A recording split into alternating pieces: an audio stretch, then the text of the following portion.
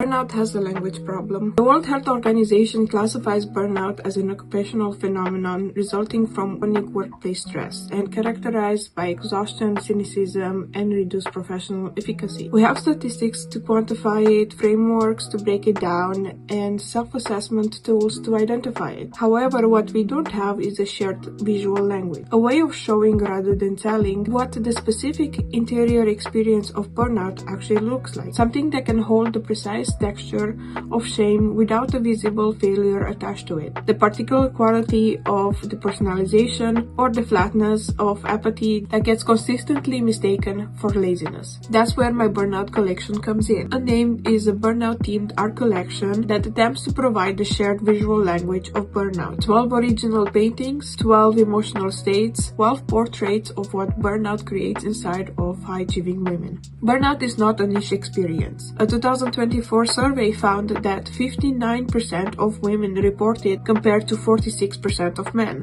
and that gap is getting wider. More than 50% of women in leadership positions report feeling burnt out. A 2025 mental health report found that 68% of women in the UK report feeling burnt out and 45% saying they are emotionally exhausted on a daily basis. These are not small numbers. They point to a systemic pattern in which women in high-demand professional roles carry sustained depletion while continuing to perform at high levels, often without a language to describe what is costing them. That language gap is what this collection aims to solve.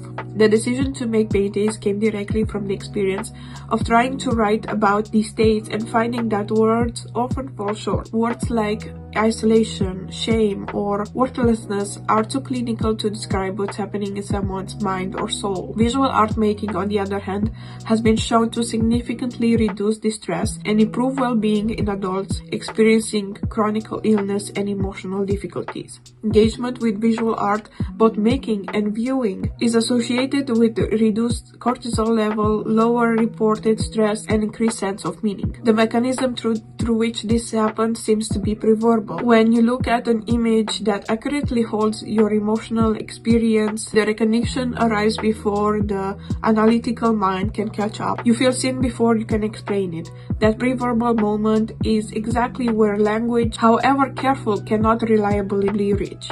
This is not art therapy in the clinical sense. The collection is not a therapeutic intervention, but it is designed to create the moment of recognition that language has repeatedly failed to provide. All 12 pieces are painted in acrylic. This is a deliberate, consistent choice because acrylic records the gesture of the mark honestly without softening. It dries fast, so decisions are final and revisions remain visible on the surface as evidence of the process. The paintings are portraits of how each emotional state feels in the body, and they use symbolism to convey how each of these emotions affects the women carrying them. Here are the 12 emotional states. Shame is being haunted by the people who used to make you feel deficient, and that follows you in every new beginning, in everything you try to do.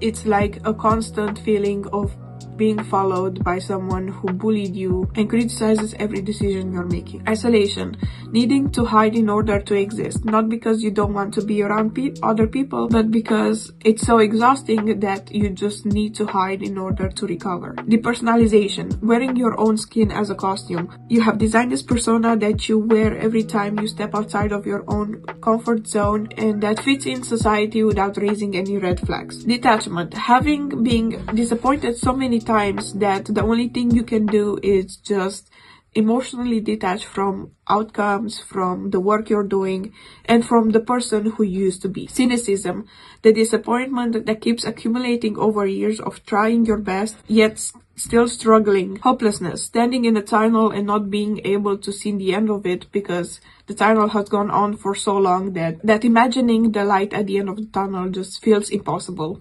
Helplessness, the learned helplessness that comes after trying and not being able to see any satisfying conclusion to your effort. Apathy, watching your own life go by from the outside of your body. Irritability, being pushed to the edge by everything around you, even the things that shouldn't matter. Physical depletion, having walked through life for so long until you reach a point where giving up physically feels like the only option. Worthlessness. Having poured yourself into society or into relationships to the point that there's nothing left for you to give. And the last one is inescapability, a feeling that you're drowning in your own life, and whenever you're trying to reach out for help, you are just met with even more resistance. These 12 states do not occur in isolation. They accumulate, they compound, and they interact. The woman carrying inescapability usually struggles with worthlessness. The apathetic woman is usually simultaneously exhausted and physically depleted. And the woman who performs fine because she has detached herself from the outcomes, from the work that she's doing, and from herself, is usually managing her shame for detaching at the same time. Each piece can stand alone, but together they are a complete visual portrait of the interior experiences of high-functioning burnout. If one of these 12 states resonated with you, I made a painting for it. The collection is called Unnamed, and it comes out on the 30th of June.